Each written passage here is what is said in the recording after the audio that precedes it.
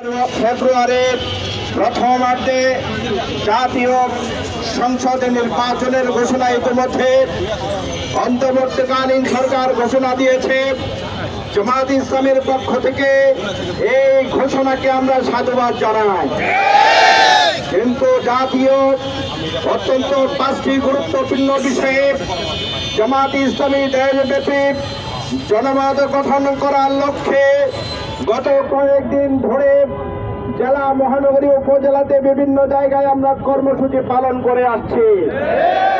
এর অন্যতম দাবি হচ্ছে জুলাই সনদের ভিত্তিতে আগামী দিনে ফেব্রুয়ারিতে নির্বাচন দিতে হবে। কারণ জুলাই যেটি সংগঠিত হয়েছিল সেটি হচ্ছে দীর্ঘ 15 বছরের ফ্যাসিবাদের জুলুমে নির্যাতনের মধ্য দিয়ে এক জনবিস্ফোরণের মধ্য দিয়ে গণ অভ্যুত্থান এখানে সংগঠিত হয়েছিল।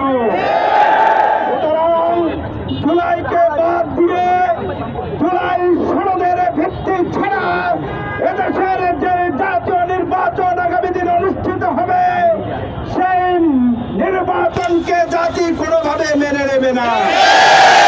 এই জন্য বলছি, শহীদদের যদি আত্মত্যাগকে আমরা স্বীকার করতে চাই, বাংলাদেশের মানুষের আকাঙ্ক্ষাকে ধারণ যদি করতে চাই, তাহলে জুলাই জাতীয় সনদের ভিত্তিতে আগামী দিনের নির্বাচন হওয়া ছাড়া কোনো বিকল্প নেই। আমরা বলেছি, যারা বিগত 15 বছর বাংলাদেশের মানুষের উপরে জুলুম নির্যাতন চালিয়েছিল, সেই জুলুমে নির্যাতনের অন্যতম দোষর যারা রয়েছে, খুনি যারা রয়েছে, তাদের বিচার ছাড়া আগামী দিনে সুষ্ঠু ভালো কোন নির্বাচন হওয়া সম্ভব নয়। এজন্য তাদের বিচার করতে হবে।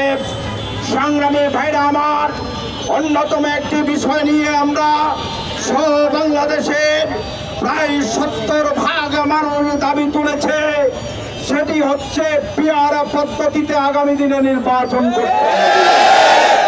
এটির কারণ হচ্ছে, পিআর পদ্ধতিতে যদি নির্বাচন হয় তাহলে সকল ভোটারের যেই ম্যান্ডেট তার নেতার প্রতি দেওয়া হবে, দলের প্রতি দেওয়া হবে, সেটির স্বীকৃতি দেওয়া হবে।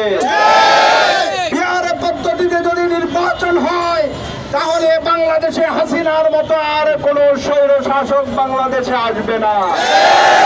পিআর পদ্ধতিতে যদি নির্বাচন হয়, এখানে মনোনয়নের যে বাণিজ্য চলে সেটি বাংলাদেশ থেকে বন্ধ হয়ে যাবে। তার চাইতে আমরা বলেছি, বাংলাদেশে বিগত 53 বছরে যতগুলো নির্বাচন হয়েছে সেই নির্বাচনগুলো কি সুষ্ঠু ছিল? নির্বাচনেই অভিযোগ উঠছে সেখানে সূক্ষ্ম অথবা স্থূল অথবা বড় ধরনের ডাকাতি হয়েছে, এই অভিযোগ এসেছে। মানুষ পরিবর্তন চায়, দেশের সিংহভাগ মানুষ যেহেতু এই পরিবর্তন চায় পিআরের মধ্য দিয়ে, আশা করি আগামী দিনের যে নির্বাচন হবে, নির্বাচন কমিশন আমলে নিয়ে অনতিবিলম্বে যখন জাতীয় সংসদে নির্বাচনের তফসিল ঘোষণা করা হবে, সেই তফসিলে পিআরের পদ্ধতির ব্যাপারে যাতে ফাইনাল নোটিশ দেওয়া হয় সেটি আমরা আশা করছি।